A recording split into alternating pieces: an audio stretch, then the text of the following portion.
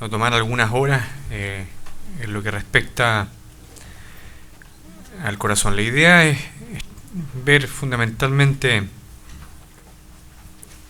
la problemática general del corazón fetal, tratar de distinguir lo que son los grupos de bajo riesgo versus los de alto riesgo, tratar de comprender cómo se hace un examen normal y cómo enfrentar un examen patológico en algunas condiciones frecuentes, para posteriormente pensar en cómo estructurar un examen rutinario del segundo trimestre, del tercer trimestre y en el primer trimestre de la gestación, que fue algo lo que vimos en la parte práctica de ahora.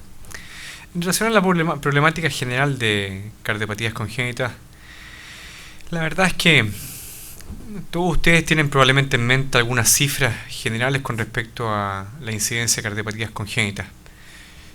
Quizás el trabajo más reciente que está en prensa, que me tocó la oportunidad de poder revisarlo también, que va a aparecer publicado en la revista americana ahora en 2011, es un estudio que viene a avalar una sospecha que había por algunos grupos en el mundo en relación a la real incidencia de efectos estructurales mayores y menores en el corazón fetal. En general siempre se habla de 6 a 8 por mil, hasta un porcentaje de 1%.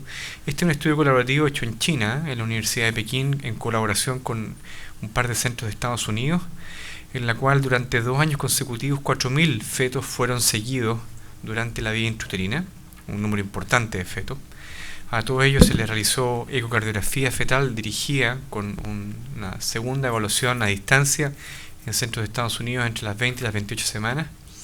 Y a todos estos niños se les efectuó también una ecocardiografía en el periodo recién nacido, los primeros 7 días de vida. Y también en China. Y muchas de las imágenes y clips de los primeros exámenes de las 20-28 semanas y los postnatales fueron enviados también para reevaluaciones por expertos para hacer un estudio de ciego, en el fondo, de si que efectivamente los exámenes se estaban efectuando en forma adecuada. Y las cifras son interesantes. El porcentaje total de defectos estructurales del corazón fetal mayores y menores ascendió en este grupo a 18.7 por 1000 nacidos vivos, de los cuales aproximadamente 3 de cada 1000 eran defectos mayores y un porcentaje importante eran defectos menores como comunicaciones interventriculares, comunicaciones interauriculares, que naturalmente conllevan el mayor número de alteraciones, que son lesiones generalmente menores, generalmente pueden ser muchas de ellas incluso subclínicas, pero naturalmente son defectos estructurales cardíacos. El grupo de Tegnalder de Europa había publicado hace años atrás 14.6 por 1000 nacidos vivos, y nosotros habíamos reportado el año 2002 en nuestro país un estudio prospectivo que hicimos en un grupo de un poco más de 1500 fetos, en el cual habíamos reportado una incidencia de 17.4 por 1000 nacidos vivos totales, esto también incluyendo efectos menores. Entonces, es importante tener claro que estas cifras que aparecen como abultadas incorporan fetos con defectos mayores y menores, generalmente los que a uno le complican o los que a uno lo motivan desde el punto de vista prenatal son los defectos mayores, que son los que requieren algún grado de corrección quirúrgica, que requieren alguna paliación quirúrgica, que requieren alguna corrección percutánea a través de una valvuloplastía, porque sin ellos naturalmente se compromete la calidad de vida y pueden conducir a la muerte. Sin embargo, cuando uno habla de defectos totales, que son los que pueden afectar al corazón fetal, naturalmente la proporción es probablemente el doble de la que uno está habitualmente pensando, de tal forma que esta es una de las grandes ventajas de este trabajo, y en un grupo importante de fetos se llega a una cifra que es bastante conocida y probablemente a recordar de cardiopatía. Entonces alrededor de 18 por 1000 defectos mayores y menores. Teniendo claro entonces que la prevalencia es importante, o sea, en el mejor de los casos hay un porcentaje importante de fetos con defectos mayores que se presentan. Hay otro trabajo reciente publicado en el Journal de Pediatría del año 2009, también una publicación americana esta, en la cual se evaluó en la detección prenatal de cardiopatías congénitas en 3 centros terciarios del norte de California.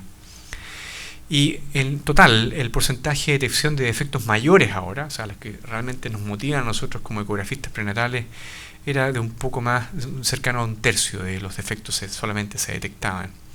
y el porcentaje de detecciones de, por ejemplo, algunos de ellos como drenaje venoso anómalo pulmonar total es de un 0%, de transposición simple a las grandes arterias alrededor de un 19%, y naturalmente las afecciones que van afectando a la visión de 4 cámaras eran naturalmente más fáciles de poder sospechar, porque naturalmente al alterar la visión de 4 cámaras son potencialmente más pesquisables. Y lo otro interesante de este trabajo, además de demostrar que el porcentaje global de detección era bajo, esto es el año 2009, el porcentaje de detección de centros universitarios era de un 71 a un 100%, o sea, versus entrenamiento y capacitación y buenos equipamientos, el rendimiento diagnóstico es muy alto, en comparación con el rendimiento de lo que ellos llaman la medicina pública o medicina de familia, en el cual el porcentaje de detecciones varía entre un 0 y un 39%. Esto hace y nuevamente demuestra que el examen es operador dependiente y que naturalmente va a depender del prisma con el cual se mira el corazón fetal, cuál es la capacidad realmente de pesquisa. Entonces esa es la problemática general, una condición prevalente que hasta el día de hoy sigue siendo en algunas áreas muy subdiagnosticada y que conlleva la presencia de anomalías estructurales que pueden conducir incluso a la muerte. Ahora, cuando uno se enfrenta a una gestante, naturalmente existen distintas calidades de riesgo que está basado fundamentalmente en datos anamnésticos. Y para esto los textos clásicos, y este es un resumen de ello, viene a revalidar lo importante que es conversar con la paciente y preguntarle con sus antecedentes previos. Hay un riesgo elevado de ser portador de tener un hijo con un defecto estructural del corazón fetal cuando hay historia familiar de cardiopatías congénitas, cuando hay algunas enfermedades maternas o exposición a teratógenos que pueden conducir a un riesgo elevado. Segundo grupo de riesgo, los que tienen alguna anomalía fetal documentada, o sea, cuando se ha detectado alguna alteración en la ecografía, cuando hay naturalmente el diagnóstico o una sospecha de una alteración cromosómica, hay algunas de ellas que están más frecuentemente asociadas a alteraciones estructurales cardíacas y la presencia de embarazos múltiples. Fundamentalmente hay aquí algunas cardiopatías funcionales que son propias, por ejemplo, o muy frecuentes de ver en la transfusión feto-fetal. Y también el último grupo, que es un grupo especial, que es aquella paciente que rechaza un estudio invasivo con el fin de confirmar alguna alteración cromosómica. Naturalmente existe la sospecha de alteración cromosómica y nuevamente por ello hay un riesgo también elevado de ser portador de un defecto estructural del corazón. Y como en muchas situaciones el embarazo debe proseguir, naturalmente es un grupo de riesgo porque es importante saber si el corazón es estructuralmente normal o no.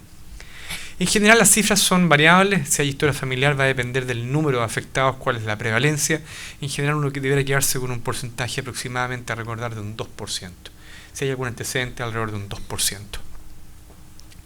Si hay algún antecedente de algún síndrome genético, alguna condición frecuentemente asociada con cardiopatía, va a depender específicamente de cuál es el apellido, el riesgo naturalmente de asociación con cardiopatías congénitas, y para esto naturalmente los textos clásicos o las bases de datos internacionales presentes hoy en día en la web son fáciles de poder entregar esa información.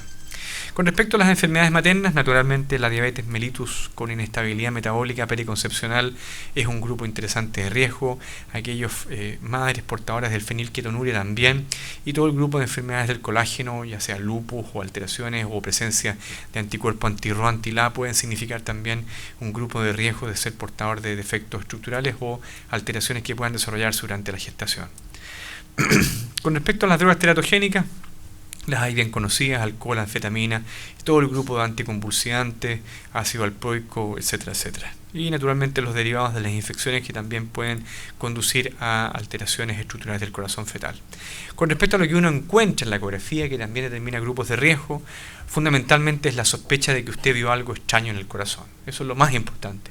Si algo no cuadra en la imagen que usted está evaluando el corazón fetal, naturalmente ese es el bloque más importante de grupos de riesgo. Y luego hay los otros, un porcentaje de arritmias, 1 o 2% de las arritmias, hay defectos estructurales asociados, la presencia de virus no inmune, edema nucal, incremento de la translucencia nucal, etcétera, etcétera, son naturalmente grupos de riesgo de presentar también defectos estructurales del corazón fetal. Y hay un grupo de anomalías extracardíacas cuya asociación también a defectos estructurales del corazón son interesantes de recordar. Un grupo importante son las anomalías como la hernia diafragmática, algunas malformaciones gastrointestinales que también en número variable van asociándose a defectos estructurales del corazón fetal. Naturalmente por todos también es ustedes conocido la asociación de algunas cardiopatías congénitas versus el porcentaje. En el caso de una alteración cromosómica, cuán frecuente es que haya un defecto estructural del corazón fetal es una forma también de seleccionar grupos de riesgo. Y las alteraciones cromosómicas en sí, en el caso que sean sospechadas o confirmadas, también conllevan un grupo de riesgo particular de defectos estructurales del corazón fetal. O sea, uno puede verlo a la inversa, síndromes genéticos que determinan grupos de riesgo, o sospecha o confirmación de alteración cromosómica que determina grupos de riesgo a nivel cardíaco. Y el último grupo que les nombraba también, que es aquella paciente que determina grupos por rechazar estudios invasivos. Entonces, en general, es importante recordar en este capítulo, que es probablemente el menos entretenido de toda esta presentación, que corresponde a los textos clásicos o lo que uno puede buscar como grupos de riesgo, que en general, cuando una mujer o 100 mujeres se sientan en la camilla a hacerse un examen ecográfico, 90 de ellas no tendrán ningún factor de riesgo y solamente 10 tendrán un factor de riesgo, de tal forma que es importante reconocer el grupo de riesgo, y el grupo de riesgo debe ser sometida a un screening distinto que el screening convencional, sino que ella debe ser sometida a una ecocardiografía fetal. Ella no va a examen de screening, ella va a un examen de mayor capacidad diagnóstica como es la ecocardiografía fetal, de tal forma que es importante reconocer si ese 10% de la población. El otro 90% va a examen de segundo trimestre, que es el que está estructurado como el examen de evaluación de la población de bajo riesgo. Y yo quisiera comenzar esta estructuración, naturalmente basándome un poco en las normas publicadas por la ISUOC también hace alrededor de 4 años atrás, y naturalmente colocarle algunas cosas que hemos ido aprendiendo en el transcurso del tiempo en relación a la evaluación del corazón fetal. El examen del corazón fetal debe partir en el abdomen, no en el corazón fetal. Las normas ISUOC integran y hacen que el examen deba partir en el corazón, pero el examen debe partir en el abdomen, y probablemente parte antes del abdomen, teniendo claro por parte suya cuál es la presentación fetal, o sea, dónde está la cabeza, cuál es la posición de la columna, imaginar la variedad de posición fetal, tener claro cuál es el eje de distribución fetal, si es vertical, si es transverso, si es oblicuo, de tal forma de imaginar espacialmente cuál es el lado derecho e izquierdo, con el fin entonces de tener una orientación con respecto al situs, que es el principal elemento esencial inicial de reconocimiento, que básicamente implica que hay un ordenamiento normal entre las aurículas cardíacas y las vísceras. Y este situs puede ser exactamente en espejo cuando es inverso, o puede ser ambiguo cuando hay cualquier tipo de ordenamiento que no es ni el uno ni el otro. El punto simple, porque estas cosas hay que simplificarlas, porque el corazón es una estructura muy compleja, pero afortunadamente la simplificación está muy estructurada, involucra que usted debe tener una buena imagen del hemiabdomen superior, y en esa buena imagen reconocer naturalmente el estómago, y tener claro por la orientación y la imaginación de su variedad de posición que éste corresponde al lado izquierdo. El segundo punto importante de reconocimiento son el ordenamiento vascular de las estructuras que se encuentran por delante de la columna vertebral fetal. Y lo que hace usted en este caso entonces es dividir el abdomen a nivel del cuerpo vertebral en un lado derecho y un lado izquierdo, y entonces a derecha del cuerpo vertebral y por delante de la estructura vascular que se encuentra a la izquierda se encuentra la vena cava inferior, y a derecha de la línea media y por detrás de la estructura vascular antes descrita y por delante del cuerpo vertebral se encuentra la aorta descendente. Entonces, este situs vascular abdominal es clave como el primer paso de screening cardíaco, y en general la visualización de esta estructura es bastante simple en el hemiabdomen superior. Naturalmente la situación en espejo es invertir la imagen, de tal forma que eso sería bastante de perogrullo. A veces es bastante difícil de poder reconocer esto, porque efectivamente es la imagen opuesta, de tal forma que es lo mismo que si estuviera viendo el feto en podálica, de tal forma que si no toma la precaución de saber dónde está la presentación fetal o imaginar la variedad de posición, puede pasar perfectamente inadvertido. En este caso es un situs ambiguo en el cual usted ve la punta del corazón, y no importando cuál sea la presentación fetal, si esta es la punta del corazón, uno supone que este es el lado izquierdo, o sea, este mismo lado uno debiera ver el estómago, ¿cierto? Sin embargo, en este caso en el cual la punta está hacia la parte superior de la imagen, si hacemos un pequeño barrido hacia el abdomen, resulta que el estómago y la punta está al otro lado. Entonces, naturalmente, eso debe llamar la atención del operador, ¿cierto? Apex cardíaco que está dispar con la posición del estómago. Y naturalmente, esto es un situs que no es normal. Entonces los puntos de reconocimiento de ese paso vascular es que la aorta y la vena cava deben ser reconocidas como dos estructuras vasculares, y este es el ordenamiento típico: la aorta naturalmente izquierda y la vena cava inferior a derecha. Y las posibilidades de ordenamiento distintas a lo normal son fundamentalmente dos.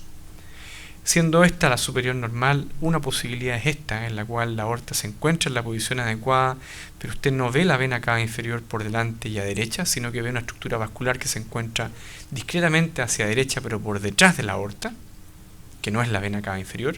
Y la otra posibilidad es que las estructuras vasculares estén en línea, alineadas una por delante de la otra, que son las dos posibilidades de mal ordenamiento de las estructuras vasculares en el hemiabdomen superior.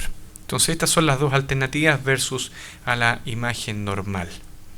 La primera de ellas, cuando usted no ve la vena cava inferior aquí adelante, sino que ve una estructura vascular que se encuentra a derecha y posterior, esta no es la vena cava inferior, sino que es el sistema ácido que se encuentra distendido. O sea, en estos casos la vena cava inferior, que es la que recoge entonces la sangre que viene de las extremidades inferiores, se interrumpe a nivel de la porción suprarrenal, y en ese caso el drenaje venoso de la parte inferior de la porción sistémica fetal vuelve por un sistema complementario, que es el sistema ácigos, que normalmente existe en condiciones fisiológicas pero es muy pequeño. Entonces al recibir una precarga mayor, este sistema se distiende, y por eso es fácil visualizarlo en este caso a nivel del hemiabdomen superior. Entonces se ve una imagen como en cañón de escopeta en el hemiabdomen superior, que es la típica imagen del sistema ácigos distendido. Y la otra posibilidad es cuando usted ve la aorta en línea con la vena cava inferior. En este caso es un problema de ordenamiento de las estructuras vasculares, y esto es bien típico también de otras formas de isomerismo, fundamentalmente derecho. ¿Ok? Entonces esos son los puntos de reparo del abdomen. Entonces el primer paso para evaluar el corazón es la evaluación del situs vascular abdominal. Usted reconoce la presentación, se hace una idea imaginaria de la variedad de posición, tiene una idea respecto al estómago y reconoce la aorta y la vena cava inferior. Y naturalmente las posibilidades son las que les nombraba anteriormente: la posibilidad de la persistencia del sistema ácigos distendido o el ordenamiento hacia anterior de la vena cava inferior. El segundo paso, porque aquí no hay planos, usted no debe irse a la casa con la idea de que yo debo irme al abdomen, después debo levantar el transductor y buscar la visión de 4 cámaras y después complicarme la vida con 3 vasos tráquea. Esto es un proceso en el cual usted parte teniendo claro cuál es la variedad de posición fetal. Se imagina dónde está el feto en el abdomen, se imagina cuál es el eje, porque en ese eje, que es el eje fetal, por ejemplo en un feto encefálica oblicua, eje fetal, lo que tengo que hacer yo es que si yo voy a planificar mi screening cardíaco en base a planos transversos de evaluación, significa que en este eje debo disponer planos que sean ortogonales al eje. O sea, siempre es un problema de visiones ortogonales. Y por eso el ultrasonido tridimensional también encaja muy bien en corazón, así como lo veíamos con cara, con cerebro, etcétera, etcétera. Entonces, es un tema de ejes. Yo voy a planificar una serie de secciones que van a ser ortogonales a este eje. Pero a diferencia de planificarlas en que este es un plano, salto al otro plano, salto al otro plano, lo que yo voy a hacer es que, teniendo claro cuál es el plano, voy a deslizar mi transductor hacia cefálica fetal, buscando la información que consecutivamente va a aparecer en ese proceso de deslizamiento. Naturalmente, al pasar en este proceso voy a ir reconociendo algunos planos de visión ecográfica definidos, como el que vimos, que era el hemiabdomen superior, y el que sigue, que es el de 4 cámaras. Sin embargo, en este proceso de transición hay información preciosa que yo no debo perder. Entonces, la mano del operador no hace ningún otro movimiento más que el que ustedes ven en la pantalla. Usted desliza el transductor sin angular ni rotar. ¿Ok? Entonces, desde el abdomen superior, en el cual usted vio el estómago, la aorta y por acá la vena cava, usted pasa hacia el tórax fetal hasta la visión de 4 cámaras. ¿Qué es lo que uno espera encontrar en esta transición? Que el estómago esté al mismo lado del ápex, primera cosa básica. Que naturalmente la estructura estructura vascular, que es la aorta, se continúe hacia el tórax y sea la única estructura vascular que se encuentre por detrás de la aurícula que está más próxima a la columna vertebral, que es la aurícula izquierda. Esta es la única estructura vascular que usted debe reconocer en este plano de visión. Y que, en la misma forma, la vena cava inferior, al ascender, debe continuarse con la pared posterior de la aurícula derecha. Entonces usted ve y se imagina que el drenaje venoso, por lo menos del hemicuerpo inferior, llega a donde corresponde. Esa es la transición que debe ocurrir en el paso de visión desde abdomen hasta la visión de 4 cámaras. Estómago en el mismo lado que el ápex, aorta abdominal se continúa con aorta torácica. Aorta torácica es la única estructura vascular detrás de la aurícula izquierda. Detrás de la aurícula izquierda solamente la aorta torácica y una continuación entre la posición de la vena cava inferior y la pared posterior de la aurícula derecha. ¿Ok? Transición. En ese momento usted llega a la visión de 4 cámaras. ¿Y por qué es importante eso? Porque, por ejemplo, si usted en esta transición ve nuevamente esta estructura, que es 2 estructuras vasculares que se encuentran detrás de la aurícula izquierda, esto debe llamarle la atención. Y en este caso es bien simple, porque este es nuevamente el sistema ácido que está distendido, que lo vimos ya en el abdomen, pero cuando usted asciende hacia la visión de 4 cámaras, va a seguir estando ahí, porque ahí es importante recordar la anatomía normal del sistema ácido. El sistema ácido retorna a derecha y posterior de la columna, asciende por el plano de 4 cámaras, sigue subiendo y desemboca casi sobre nivel de visión de 3 vasotráquea, desemboca en la vena cava superior. Entonces el drenaje sistémico en este caso está dando una vuelta muy larga. En vez de llegar a la aurícula derecha, está volviendo a la aurícula derecha, pero por la vena cava superior. Entonces asciende, llega a nivel de 3 vasotráquea, da la vuelta, desemboca en la vena cava superior y ahí vuelve como precarga al corazón. Entonces, naturalmente, vamos a ver 2 estructuras vasculares distendidas por detrás de la aurícula izquierda. ¿Cuál es la otra razón por la cual usted puede ver una estructura anecoica detrás de la aurícula izquierda? La deglución fetal. Cuando el feto deglute y hay una bocanada de líquido amniótico que entra, puede verse transitoriamente el esófago distendido detrás de la aurícula izquierda. Sin embargo, esta deglución por la musculatura lisa del esófago es transitoria.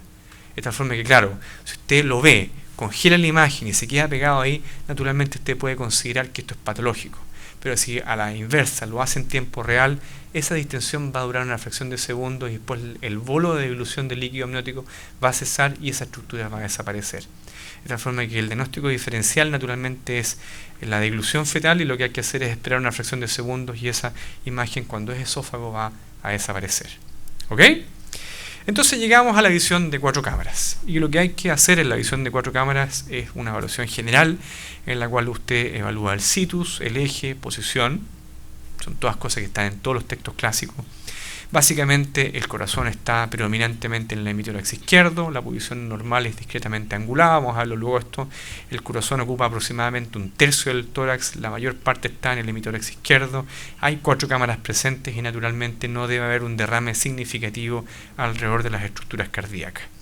Esto nos obliga a concentrarnos específicamente en las aurículas, que en el segundo trimestre de la gestación son similares entre sí en tamaño, o sea, están proporcionadas. El flap del foramen oval, que es lo que ustedes ven aquí, debe abrirse fisiológicamente hacia la aurícula izquierda, o sea, el drenaje que viene, la circulación prevalente del ductus venoso pasa preferencialmente hacia la aurícula izquierda, de tal forma que el flap del foramen oval siempre se habla hacia la aurícula izquierda en condiciones fisiológicas. Usted debe ser capaz también de ver el tabique interventricular. Generalmente el defecto del foramen oval ocupa aproximadamente 1/3 del calibre total del tabique interauricular y debe ser posible visualizar la porción más proximal a la cruz del corazón, que es el septum primum. Eso se concentra usted en la imagen de las aurículas, entonces similares en tamaño, septum primum visible y flap del foramen oval. De la misma forma se concentran los ventrículos, en el segundo trimestre también similares en tamaño. Eso es lo que conlleva la definición de que las 4 cámaras están proporcionadas entre sí. El término de proporción ventricular pasa fundamentalmente porque los ventrículos son similares entre sí en tamaño, generalmente esto hasta la semana 26-28 de la gestación. Que sus paredes se contraigan, esto es cualitativo, que su pared no sea hipertrófica, que hay una diferencia en el aspecto del ventrículo derecho versus el ventrículo izquierdo. Fundamentalmente, si uno traza una línea imaginaria de la válvula B hasta el ápex, este ventrículo es más largo que este de aquí al lado, fundamentalmente porque hay una banda moderadora de tejido muscular hacia el ápex del ventrículo derecho. Y naturalmente ver que el septum interventricular esté intacto. Esa es la observación de las imágenes ventriculares, y a nivel de las válvulas auriculoventriculares, que ambas válvulas se abran y se muevan libremente. Esto es cualitativo nuevamente, que usted vea un movimiento laxo de unas válvulas que no sean irregulares en su aspecto, que no sean muy ecogénicas, y que naturalmente existe una inserción diferenciada. O sea, si uno mira las dos válvulas auriculoventriculares, no están en línea. La válvula del lado derecho se encuentra localizada más próxima al ápex que la válvula del lado izquierdo, y esta es otra forma de definir la cavidad que morfológicamente es derecha. Entonces el ventrículo derecho es el ventrículo que contiene la banda moderadora y que recibe la válvula que está más proximal al ápex. Y ahí tiene usted una segunda forma de definir cuáles son las cavidades que no solamente topográficamente son derechas, sino que morfológicamente son derechas, que es un concepto importante de considerar cuando uno habla de algunas condiciones patológicas. Algunas cosas generales con respecto a los ventrículos. Si uno ve esta posición normal de las estructuras de 4 cámaras en el tórax, naturalmente el ápex del corazón siempre está formado por el ventrículo izquierdo. Siempre es así, en condiciones fisiológicas. El ventrículo izquierdo es el ventrículo que tiene una concavidad interna lisa, no es corrugado, no es irregular en su aspecto, no tiene un aspecto trabeculado, a diferencia del de su homónimo, y tiene una forma cónica y es posterior en relación al ventrículo derecho. O sea, si uno ve el esternón, el ventrículo más distal al esternón siempre es el izquierdo. Y por ende, entonces, el ventrículo anterior o retroesternal es el derecho. Eso es importante cuando uno tiene una hernia diafragmática, por ejemplo. Cuando uno tiene una cardiopatía que no entiende cuál es la estructura, siempre hay algunos reconocimientos básicos, como son, por ejemplo, la posición con respecto al tórax. Entonces, el ventrículo retroesternal siempre es el derecho. El ventrículo es más anterior en relación a la pared del tórax y tiene una cavidad interna trabeculada, y una de las principales trabeculaciones es la banda moderadora, que es el músculo septoparietal, que es el que hace que la distancia entonces efectiva de la cavidad del ventrículo sea menor en el lado derecho que en el del lado izquierdo. Aquí se ve muy claramente esto. Y por último, esta imagen muy evidente de que las válvulas están en una inserción diferenciada, ¿cierto? Esta válvula es más apical que esta otra, ¿cierto? Aunque el corazón no se mueva, la imagen es muy representativa de eso, de la inserción más apical entonces de la válvula tricúspide. Entonces, ¿cuáles son las formas de reconocer que el ventrículo derecho es el derecho? Retroesternal, banda moderadora y válvula auriculoventricular más apical. La cámara más posterior del corazón es la aurícula izquierda, que está en relación con la columna y con solamente una estructura vascular por detrás, que es la aorta. ¿Ya? Y esa es la aurícula que recibe el drenaje venoso pulmonar, de tal forma que en la visión de 4 cámaras usted debe por lo menos ver siempre una vena, y muchas veces con un pequeño movimiento 2 venas pulmonares desembocando boca a boca en la aurícula izquierda. ¿Ya? Aquí hay un concepto generalmente importante recordar. Uno debe tratar de ver a lo menos una vena pulmonar en el examen convencional. Si usted la ve desembocando boca a boca en la aurícula izquierda, debería quedarse tranquilo con la vena pulmonar. Sin embargo, es mucho más elegante y efectivo hacer una isonación con doble color y ver que efectivamente el flujo venoso tenga un drenaje efectivamente hacia la aurícula izquierda. Vamos a ver algunos ejemplos posteriormente de drenaje anormal también, para que ustedes tengan esta idea. Y el corazón se mueve, y naturalmente repasamos todos estos conceptos que hemos visto, que son básicos de la visión de 4 cámaras, pero que son sustantivos porque este es el pilar esencial en la evaluación del corazón fetal. Entonces, ambos ventrículos similares en tamaño, cavidades derechas, cavidades izquierdas, flap del foramen oval, septum primo. ¿Ok? Entonces, a modo de recuerdo, el ápex está formado por el ventrículo izquierdo. El ventrículo izquierdo tiene su cavidad interna regular. Es el ventrículo derecho, el más anterior, es el que es retroesternal y tiene su cavidad interna trabeculada. ¿Cómo usted entonces analiza la visión de 4 cámaras? En forma muy simple: tamaño, posición, estructura y función. Tamaño, siempre 1/3 del tórax. Usted puede medir esto, puede medir los perímetros, no haga nada de esto, no pierda tiempo en esto, salvo que usted esté haciendo un seguimiento particular, por ejemplo, en alguna lesión fetal que conlleve un riesgo de cardiomegalia o insuficiencia cardíaca, un teratoma sacrococcigio, algún tumor vascular que esté produciendo una hiperdinamia vascular. Probablemente puede ser interesante hacer un seguimiento de cuál es la relación cardiotorácica. Se las nombro porque está en los textos, allá abajo sale la relación, y en general es algo que está indicado, pero es una pérdida de tiempo y probablemente hacerlo en forma rutinaria. ¿Cuáles son las razones por las cuales la relación está disminuida? Fundamentalmente por una compresión extrínseca por una masa, ya sea en los casos de atresia laringia o hernia diafragmática o un derrame pleural significativo bilateral. Aquí tiene usted un caso en el cual la relación se encuentra francamente alterada porque el corazón es pequeño, pero probablemente sea pequeño secundario a una hiperpresión generalizada por un derrame pleural severo. Naturalmente la imagen de 4 cámaras no es normal aquí, pero estamos haciendo relación fundamentalmente a lo que es la disrelación cardiotorácica en este caso. Y cuando hay un aumento, cuando hay una cardiomegalia global, o cuando está una cámara distendida específicamente, o cuando paradojalmente el tórax es el que está estrecho y aparece como que el corazón fuera cardiomegálico, pero en realidad es la estructura que lo soporta la que está más pequeña.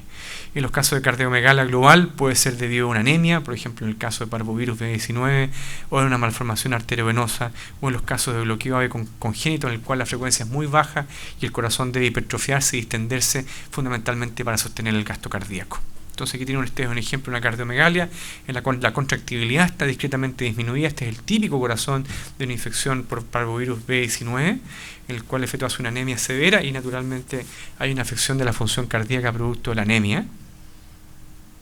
Típico cardiomegalia discreta. Este es un corazón discretamente distendido. Este es un caso que tuvimos hace poco de una malformación arteriovenosa de un muslo, un feto que hizo un estado de hiperdinamia bastante interesante. Vamos a verlo posteriormente. Este es el típico caso de un bloqueo AV congénito completo. Esto es un corazón patológico. Generalmente estos casos con frecuencia baja son isomerismos auriculares izquierdos, en el cual el corazón tiene una cardiomegalia significativa. Ustedes ven que la frecuencia debe estar en 40-50 por minuto aproximadamente. Entonces es un bloqueo AV congénito. O puede también haber un desorden intrínseco del músculo cardíaco. A veces la contractibilidad está disminuida por enfermedades del depósito, defecto enzimático, infecciones virales, todas condiciones que son extremadamente difíciles de poder descartar durante la vida fetal, pero que pueden llevar a alteraciones de la contractibilidad. Esto es un corazón que a mí me pareció paradojal en su movimiento durante la vida intrauterina. Era un feto de 32-33 semanas de gestación. A mí no me gustó cómo se contraía el ventrículo derecho. Estructuralmente se veía bien. Esto que está aquí no es un defecto, es un problema solamente de la visión de las 4 cámaras, pero el corazón a mí no me gustó. La cosa es que tenía además una pequeña regurgitación tricuspidia, pero les insisto, el corazón era estructuralmente normal. Lo catalogamos como una discreta miocardiopatía del ventrículo derecho. Desafortunadamente para el recién nacido está en este momento con casi 2 años de vida y tiene una miocardiopatía dilatada del ventrículo derecho, probablemente con una enfermedad mitocondrial en estudio. De tal forma que hay que tener mucha precaución también con las cosas sutiles cardíacas que pueden conllevar y naturalmente manifestarse posteriormente en la vida postnatal. O sea, este recién nacido nació sano, no era absolutamente asintomático. Fue evaluado con el cardiólogo exclusivamente porque había la sospecha prenatal de algo extraño. Y el recién nacido empezó a ser sintomático después de los 6 meses de vida. O sea, para efectos prácticos, si uno hace un seguimiento de sus casos, este pasa como un caso normal. Pero naturalmente el resultado final probablemente va a ser el trasplante. Dilatación de una cámara o de un lado. Este es un caso bien peculiar de una dilatación idiopática de la aurícula derecha. Entonces, una sola cámara que está francamente distendida, una válvula tricúspide normal. Un caso también muy raro, pero que uno puede encontrar, o los casos de tórax estrecho que no vale la pena porque son muchas displasias esqueléticas las que producen esto. Tamaño entonces es importante. El segundo es posición. Nuevamente hay una forma de distinguir que el corazón está más hacia la izquierda, cuál es el eje de grado. Esto nuevamente, a pesar de que está reportado en todos los textos al cual ustedes tienen alcance, no tiene ningún sentido que lo hagan. En general, lo que vale la pena hacer es acostumbrarse a cuál es la posición normal del corazón en el tórax, que este se encuentra predominantemente en el hemitórax izquierdo, y entonces cualquier alteración grosera del eje o la posición sea naturalmente llamativo por parte del operador. O sea, más que ser objetivable desde el punto de vista cuantitativo, lo que hay que hacer es acostumbrarse a la imagen cualitativa del corazón. Y la posición puede alterarse por una posición completa anormal o solamente una desviación del eje cardíaco. Cuando la posición es completamente anormal es porque el corazón puede estar en el pulmón derecho, ya sea que esté desplazado con ángulo normal o en dextrocardia con ángulo normal del septum, o el corazón al centro, que se llama mesocardia. Y naturalmente hay varias razones que pueden explicar esto. Es una ausencia de un hemidiafragma en el cual hay un desplazamiento significativo de la estructura cardíaca. Esto es mucho más severo que una hernia diafragmática. Esto debutó clínicamente la semana 12 de la gestación, de tal forma que era un defecto muy severo. Y otras nuevamente, como el caso que les nombraba anteriormente, que es una dextrocardia. Este es el lado izquierdo fetal y el corazón está al otro lado, o sea, una posición completamente anormal con un ángulo normal. O sea, la posición es normal, pero el ángulo es normal. O sea, sin precaución esto puede pasar inadvertido, naturalmente. Y el corazón al centro, la mesocardia. La mesocardia muchas veces puede ser aislada. Hay que tener mucha precaución, sí, porque las mesocardias, el corazón al centro, es uno de los elementos también bien típicos de los fenómenos de isomerismo, de tal forma que hay que tener mucha precaución en pasar inadvertido. Esta imagen de 4 cámaras es absolutamente patológica. Hay un defecto septal, las válvulas AB están en línea, es un canal AB, probablemente en el contexto de una mesocardia. Esto es muy probablemente un cuadro de isomerismo auricular. Y por el aspecto de las orejuelas es probablemente un derecho. Y la desviación del eje cardíaco izquierda o a derecha, dependiendo de los ejes del ángulo, naturalmente hay razones, ya sea por lesiones intratorácicas o por defectos cardíacos. Fundamentalmente el grupo más frecuente que genera desviaciones importantes del eje son las anomalías conotroncales, las cuales nos vamos a tener largamente en un buen rato más. Y esto naturalmente debe llamar la atención. Este es un corazón que es cardiomegálico, pero obviando el tamaño cardíaco que ocupa prácticamente el 50% del tórax, obviando que el músculo está hipertrofiado, obviando que la contractibilidad del músculo es paradojal, no es la que uno espera ver, el eje está acostado. Este corazón tiene un eje que está absolutamente acostado, entonces la posición del corazón es absolutamente anormal. Y esto naturalmente no debe pasar inadvertido.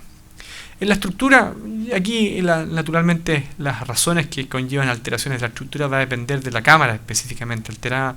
Por ejemplo, la cámara derecha pequeña es rara, a veces por atresia tricuspidia. La cámara izquierda pequeña, a veces cuando no recibe un buen drenaje o cuando hay una hipoplasia del VI puede verse pequeña, o cuando hay desproporción en el contexto, por ejemplo, en la coartación aórtica también puede verse una cámara auricular izquierda pequeña. Este es un caso de atresia tricuspidia en el cual la imagen de 4 cámaras no es normal. Se ven fundamentalmente 1, 2, 3 cámaras cardíacas. La cuarta está patológica, probablemente excluida. La razón es una atresia tricuspidia y en este caso la aurícula derecha es pequeña. Una razón por la cual la cámara auricular derecha puede ser pequeña. En el caso de la cámara auricular izquierda pequeña, en este caso es una desproporción de las 4 cámaras. Naturalmente se ven 4 cámaras, 1, 2, 3, 4. Las cámaras derechas son significativamente mayores en tamaño que las cámaras izquierdas. La siguiente pregunta a hacerse es, ¿son las cámaras izquierdas las pequeñas o las cámaras derechas las distendidas? Esa es la pregunta del millón. Naturalmente hay varias formas de responder esta pregunta y vamos a hablar de coartación aórtica mañana detenidamente, de tal forma que en este caso es el contexto de una dominancia derecha, una desproporción de 4 cámaras completa en un contexto de una coartación de la aorta severa y en este caso la aurícula izquierda pequeña. Un ejemplo de aurícula izquierda pequeña. Y cámaras ventriculares desiguales, hay todas las posibles alternativas, derecho más chico que izquierdo, izquierdo más chico que derecho, y en la situación inversa, cuando el derecho es más pequeño, hay un listado de condiciones que pueden presentar esto. Ustedes lo tienen en su CD. Todo esto que ustedes tienen aquí, no se frustren, porque está en un CD que Erasmo les copió, porque yo se los mandé por correo electrónico, de tal forma que este listado que vendría siendo como el checklist que uno podría tener cerca del ecógrafo para ver si esta cosa está chica, entonces qué es lo que puede ser. Bueno, lo tienen ustedes para que lo puedan revisar. Entonces no nos vamos a detenernos fundamentalmente en las variables y los ejemplos. Entonces ventrículo derecho pequeño en un caso de atresia tricuspidia. Aquí la cámara ventricular izquierda es la grande, la aurícula izquierda es grande, la aurícula derecha es pequeñita y la cámara ventricular derecha es muy pequeñita en un caso de atresia tricuspidia. Si el ventrículo izquierdo es pequeño, naturalmente este es otro caso de ventrículo izquierdo pequeño, ventrículo derecho normal, aurícula derecha, aurícula izquierda, y lo que hay aquí naturalmente es una hipoplasia ventricular izquierda. Y cuando el ventrículo derecho es más grande que el izquierdo, va a depender si las válvulas están permeables o están estenóticas, entonces va a depender si es que hay regurgitación o no, y también la posibilidad de que haya una sola cámara ventricular. Y el término de desproporciones, que es el que vamos a recordar mañana en coartación de la aorta, cuando los lados del corazón están desiguales, pero con válvulas funcionales, y generalmente el lado izquierdo es más pequeño que el lado derecho. es habitualmente una condición muy sutil, sin una causa obvia. Esto es lo que define desproporción ventricular, o sea, muy discretamente que el lado izquierdo sea distinto al lado derecho. En este caso es un ejemplo normal en el cual uno tiene la posibilidad incluso de poder medir los diámetros de las aurículas y los ventrículos y reconocer que están proporcionados, y lo que se refiere a desproporción es esta sutileza en la cual las cavidades derechas están más grandes que las cavidades izquierdas, y este es uno de los signos importantes de sospecha de algunas alteraciones estructurales del corazón fetal. La desproporción ventricular, vamos a adelantar un poquito la presentación de mañana, puede ser fisiológica en el tercer trimestre, o sea, en el tercer trimestre es normal ver el corazón derecho un poco más grande que el corazón izquierdo, pero es también una forma de manifestación de la coartación de la aorta, del drenaje venoso anómalo pulmonar total, y puede presentarse también en caso de restricción severa del crecimiento intrauterino o cuando el foramen oval es restrictivo o en presencia de una cromosomopatía. Hay que recordar este listado de condiciones porque naturalmente son todos los diagnósticos diferenciales cuando uno ve una visión de 4 cámaras discretamente desproporcionada. Y son condiciones, como ustedes ven, todas distintas una con respecto a la otra. Este, por ejemplo, es un corazón desproporcionado, estructuralmente normal, en un feto portador de una trisomía 21. Y la dominancia derecha fue descrita por Gregory de Boer hace muchos años atrás como un marcador cardíaco de alteraciones cromosómicas, fundamentalmente de trisomía 21. Naturalmente aquí el tabique está un poquito más grueso, el corazón está un poco más hipertrófico, pero lo que llama la atención sustantivamente es la discreta dominancia derecha de la visión de 4 cámaras. Esto es un caso de coartación de la aorta en el cual el lado derecho es más grande, y esto es un caso de trisomía 21 en el cual el lado derecho también es más grande. Estos casos podrían ser intercambiados en las letras de abajo y la presentación es bastante similar en lo que respecta a la visión de 4 cámaras. ¿Ok? Esta otra alteración muy sutil, una dominancia derecha versus cavidad izquierda, esto probablemente ustedes lo han visto muchas veces a las 33 semanas de gestación, puede ser perfectamente posible de encontrar esto. Sin embargo, no es tan fácil llegar y asumir que sea una condición fisiológica, más aún cuando usted no ha evaluado a la paciente en el segundo trimestre. En este caso, además, la visión de 4 cámaras es anormal porque se ve esta estructura distendida aquí en la aurícula izquierda, que es el seno coronario, que es un marcador cardíaco, de tal forma que si uno suma este marcador más la discreta desproporción, naturalmente tiene que ser muy cuidadoso en la aseveración de que probablemente la condición es fisiológica. Son cosas bien sutiles, pero que es importante considerar. El otro punto importante es que las cavidades pueden estar desproporcionadas por un drenaje venoso anómalo pulmonar total. ¿Qué significa esto?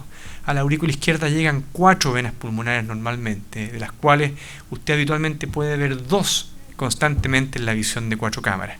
Esta es la circulación normal de la sangre en la visión de 4 cámaras. Aquí tiene usted la aurícula izquierda y el ventrículo izquierdo. Y aquí tiene usted entonces una vena pulmonar que llega, otra vena pulmonar que llega, y la sangre llega además del ducto venoso preferencialmente a la aurícula izquierda y pasa de la aurícula al ventrículo. Y eso es lo que ocurre en tiempo real. ¿Ya? Entonces la visión de 4 cámaras usted puede ver generalmente 2 venas pulmonares y si le coloca color los va a ver con claridad desembocando entonces a la aurícula izquierda. Y eso es la situación normal. Usted puede dispararle con Doppler, esto nosotros lo hicimos hace algunos años atrás con el fin de observar esto, pero muchas veces basta con ver la desembocadura boca a boca, y si usted tiene la posibilidad de aplicarle color, naturalmente ver el jet con la dirección del color. Este es un color convencional, hay que bajar el PRF para velocidades de 10-15 centímetros por segundo, y aquí se ve claramente al bajar el PRF que la sangre llega entonces, en este caso, a esta vena, y aquí está la otra. 2 venas pulmonares desembocando en la aurícula izquierda. Con eso basta como parte del screening cardíaco convencional, con un PRF aquí de alrededor de 20 centímetros por segundo. Entonces el color permite muy elegantemente ver drenajes venosos hacia la aurícula izquierda, y es importante hacer esto. El drenaje venoso anómalo total es la urgencia máxima que se presenta en las unidades de recién nacido. Eso es potencialmente mucho más grave que en la transposición simple de las grandes arterias. De tal forma que es la urgencia per se en toda unidad de recién nacido. Todo pediatra sabe que la cosa más grave que puede tener un recién nacido es un drenaje venoso anómalo pulmonar total. Afortunadamente son muy raros, pero puede que en nuestra historia de ecografista nos toque ver algún caso. Yo he visto algunos drenajes parciales nunca me ha tocado ver un drenaje completo anormal. El único fue incompleto a una vena anormal, pero que retornaba parcialmente a la aurícula izquierda, y por eso el recién nacido empezó con manifestaciones clínicas al año de vida, no tempranamente, y naturalmente ese caso no lo detecté prenatalmente. Fue una información que la tuve cuando la paciente volvió a atenderse en el siguiente embarazo. Primer signo de drenaje venoso anómalo es que hay un aumento de la distancia entre la aurícula y la aorta descendente, o sea, el corazón está más anterior.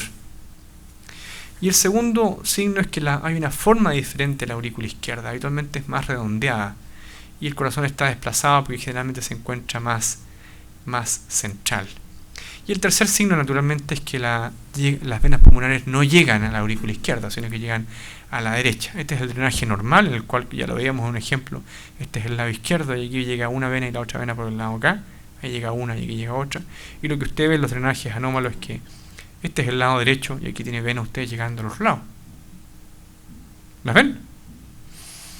Estas venas están desembocando en la aurícula derecha y están siendo parte de la precarga del ventrículo derecho, y esto hace que las cavidades derechas se distiendan, y naturalmente la aurícula izquierda es de menor calibre porque está recibiendo menos precarga. Entonces generalmente hay una desproporción del tamaño. Esto es un típico caso de un drenaje venoso anómalo. En la estructura de la visión de 4 cámaras, y esto es muy importante, están las anomalías de la cruz del corazón. Y aquí hay varias alternativas también. Si hay 2 válvulas, las alternativas pueden ser que haya solamente una válvula, que haya 2 válvulas pero un solo ventrículo, que la inserción de las válvulas no sea la normal, ya sea que ésta esté invertida, o sea que la válvula que debiera estar más apical esté más distal, o que esté exagerada, o sea la que está más apical está mucho más apical que lo que corresponde en condiciones anormales. Y estas son todas alteraciones de la estructura cardíaca. Y nos vamos a detener fundamentalmente en 2 de ellas, que son por frecuencia las más relevantes, que son las clásicas alteraciones de la visión de 4 cámaras, que es atresia mitral y atresia tricuspidia. Entonces, y posteriormente vamos a ver la válvula común, que es la canal atrioventricular. El canal atrioventricular básicamente implica que hay una unión aurículo-ventricular común. O sea, la estructura de la cruz del corazón se perdió. Y la válvula existente, que es una válvula a un lado bicúspide y al otro lado tricúspide, se transformó en una sola válvula, habitualmente pentacúspide. Y nosotros nos vamos a referir a la forma completa de canal, que es cuando hay un orificio auriculoventricular común. Entonces, ¿cuáles son las condiciones para el diagnóstico del canal auriculoventricular? Idealmente una visión de 4 cámaras apical, en la cual usted ve la punta del corazón hacia arriba, en la cual usted reconoce la cruz del corazón, en la cual usted reconoce la inserción diferenciada de la tricúspide más apical, y en la cual usted ve una continuidad de el tabique interventricular con el septum primum durante las diferentes fases del ciclo. O sea, esto no puede ser analizado en forma estática, sino que tiene que verse en movimiento. Y si usted lo ve en movimiento, lo hace con el cine loop. Entonces, en una fase del ciclo lo ve así, y la otra fase del ciclo lo ve de esta forma, con el fin que usted vea la continuidad entre el septum primum y el tabique interventricular. Y esta es la forma adecuada, entonces, de evaluar la cruz del corazón en estas 2 fases del ciclo. ¿Cuáles son los elementos diagnósticos de esto? Son varios, vamos a verlo de uno en uno. Pérdida de la relación diferencial de las válvulas, o sea, lo que uno ve en estos casos habitualmente es que las válvulas están en línea, ¿cierto? O sea, no hay una válvula que esté más apical que la otra, sino que está una en línea. Y generalmente en la fase del cierre valvular uno es capaz de distinguir las válvulas en línea, ¿cierto? No hay una inserción diferenciada. Primer punto importante del diagnóstico. Segundo, que hay una unión auriculoventricular común en el diástole. O sea, en una de las fases del ciclo, a pesar de que se dé un defecto, hay un orificio común. Este es un corazón de 12 semanas de gestación con un canal, en el cual es claramente posible distinguir una unión auriculoventricular común. O sea, un punto donde se mezclan la sangre de las 4 cavidades por pérdida de la cruz del corazón. Y nuevamente en la fase del ciclo, válvula común, y cuando se abren las válvulas, un sitio de unión auriculoventricular común. Los componentes ventriculares son de tamaños variables, que quiere decir eso, que este defecto tiene un defecto, una porción que es ventricular y una porción que es auricular. Entonces, la porción que es ventricular puede ser más grande o más pequeña. Esto es lo que se denomina componente ventricular del canal. En este caso es un gran componente ventricular, o sea, hay una gran CIV, para que ustedes me entiendan, que determina que el defecto sea más grande en sí. Y también la posibilidad de que hayan componentes auriculares de tamaño variable, y naturalmente en este caso, siendo el corazón, el componente auricular aquí es bastante grande en relación a este otro, que es un componente auricular muy pequeño. Y por último, esta es una de las características descritas, que ambos ventrículos son llenados por las mismas aurículas, y es que cuando uno aplica color se forma una suerte de H, que es típica de la unión aurículo-ventricular común. Tampoco tiene mayor relevancia desde el punto de vista diagnóstico, pero uno de los signos que permiten la sospecha diagnóstica de canal aurículo-ventricular común. Y por último, el último de los componentes, que hay una posible regurgitación valvular, que es más común en la vida postnatal. Y en muchos casos, de estos casos, uno ve, además de ver las válvulas en línea, una pequeña regurgitación que naturalmente es mucho más prudente objetivarla con Doppler que con la simple imagen color. ¿Okay? Es importante ver la regurgitación porque a veces esta regurgitación es significativa. Cuando es significativa y severa es porque llega al techo de la aurícula, y si llega al techo de la aurícula puede alterar el tamaño global del corazón. Este corazón está desviado, está distendido, su aurícula derecha está distendida producto de una regurgitación masiva que se hizo más masiva durante el embarazo. Se fijan ustedes, una gran insuficiencia valvular, en este caso del canal atrioventricular. Es muy importante en esta imagen que aparece. ¿Qué les parece esta imagen? A ver. ¿Se ve bien o no se ve bien?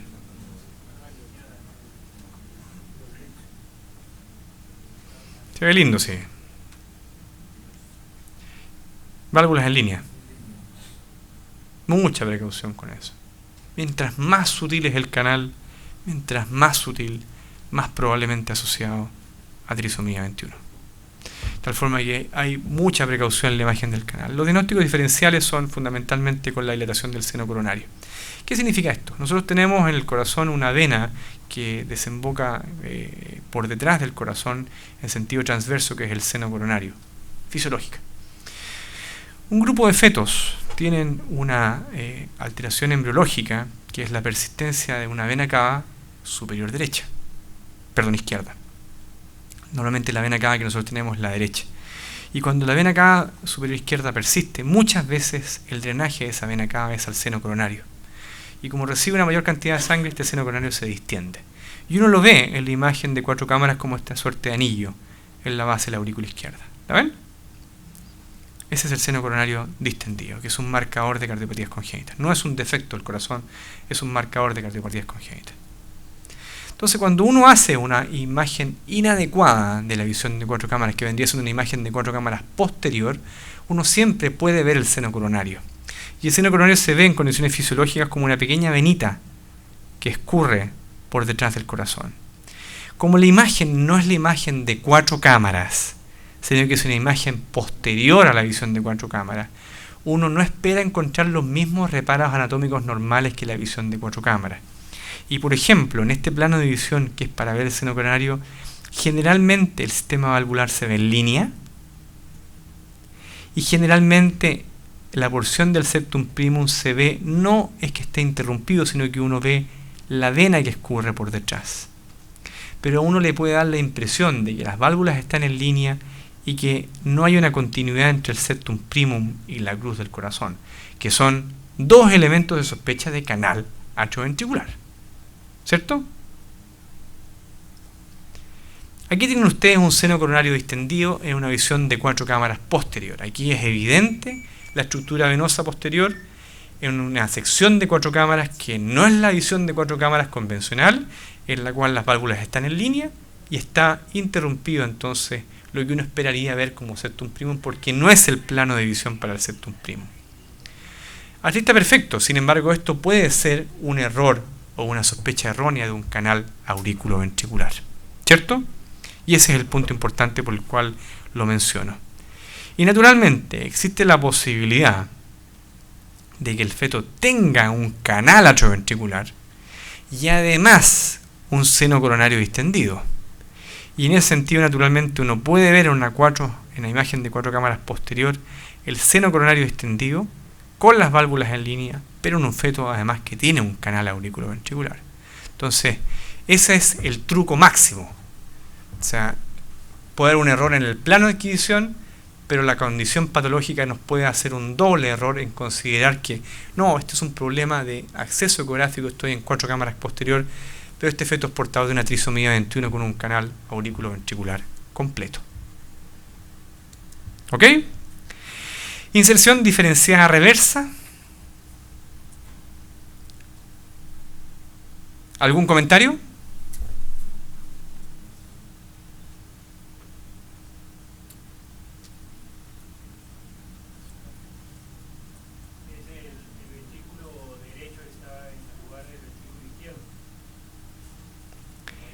¿Cuál es la razón de esta aseveración?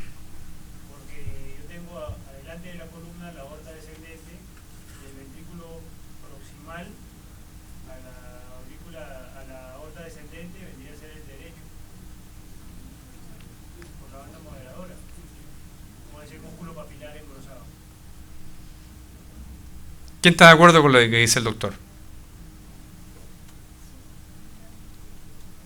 ¿Quién no está de acuerdo con lo que dice el doctor? ¿En qué está de acuerdo el porcentaje restante del auditorio?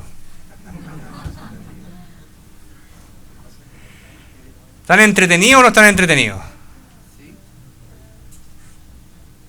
Bueno, él tiene toda la razón.